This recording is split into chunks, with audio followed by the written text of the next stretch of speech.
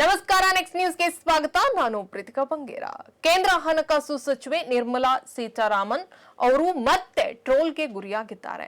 ಆರ್ಥಿಕ ನೀತಿ ಹಾಗೂ ಜಿಎಸ್ಟಿ ವಿಚಾರದಲ್ಲಿ ಸೀತಾರಾಮನ್ ಅವರು ಟ್ರೋಲ್ಗೆ ಒಳಗಾಗುವುದು ಇದೆ.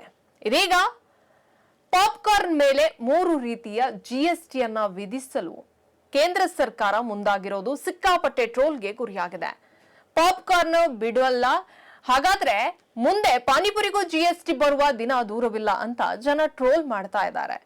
ಇತ್ತೀಚೆಗೆ ನಡೆದಂತ ಜಿಎಸ್ಟಿ ಸಭೆಯಲ್ಲಿ ಪಾಪ್ಕಾರ್ನ್ಗೆ 3 ರೀತಿಯಾದ ಜಿಎಸ್ಟಿಯನ್ನ ವಿಧಿಸುವುದಕ್ಕೆ ಶಿಫಾರಸು ಮಾಡಲಾಗಿದೆ. ನಿರ್ಮಲಾ ಅವರ ನೇತೃತ್ವದಲ್ಲಿ ನಡೆದ ಸಭೆಯಲ್ಲಿ ಈ ಬಗ್ಗೆ ಚರ್ಚೆ ಕೂಡ ಆಗಿದೆ. ಇನ್ನು ಚಿತ್ರಮಂದಿರಗಳಲ್ಲಿ ಈಗಾಗಲೇ ಪಾಪ್ಕಾರ್ನ್ ಬೆಲೆ ದುಬಾರಿಯಾಗಿದೆ.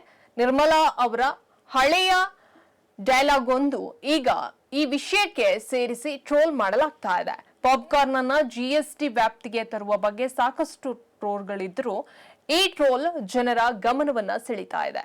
ಹೌದು, ಈ ಹಿಂದೆ ದೇಶದಲ್ಲಿ ಈರುಳ್ಳಿ ಬೆಲೆ 150 ರೂಪಾಯಿ ಸಮೀಪಕ್ಕೆ ಬಂದಾಗ ಸಂಸತ್ನಲ್ಲೇ ಈ ವಿಚಾರವಾಗಿ ಉತ್ತರ ನೀಡುವಾಗ ನಿರ್ಮಲಾ ಅವರು ನಾನು ಜಾಸ್ತಿ ಈರುಳ್ಳಿ ತಿನ್ನಲ್ಲ ಅಂದಿದ್ರು.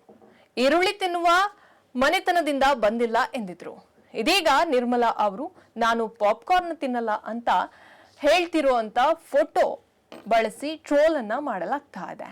ಇನ್ನೊಂದು ಟ್ರೋಲ್ ನಲ್ಲಿ ಪಾನಿಪುರಿಯ ಚಿತ್ರವನ್ನ ಬಳಸಿ ಪಾಪ್ಕಾರ್ನ್ಗೂ ಜಿಎಸ್ಟಿ ಬಂದಾಯ್ತು, ಮುಂದಿನ ಟಾರ್ಗೆಟ್ ನಾನೇ ಇರಬೇಕು ಎಂದು ಪಾನಿಪುರಿ ಹೇಳ್ತಿರುವ ಹಾಗೆ ಟ್ರೋಲ್ ಅನ್ನ ಕೂಡ ಮಾಡಲಾಗ್ತಾ ಇದೆ. ಹೆಚ್ಚಿನ ಅಪ್ಡೇಟ್ಗಾಗಿ ನೋಡ್ತಾ ಇರಿ ನೆಕ್ಸ್ಟ್ ನ್ಯೂಸ್ ಕನ್ನಡ. ವಂದನೆಗಳು.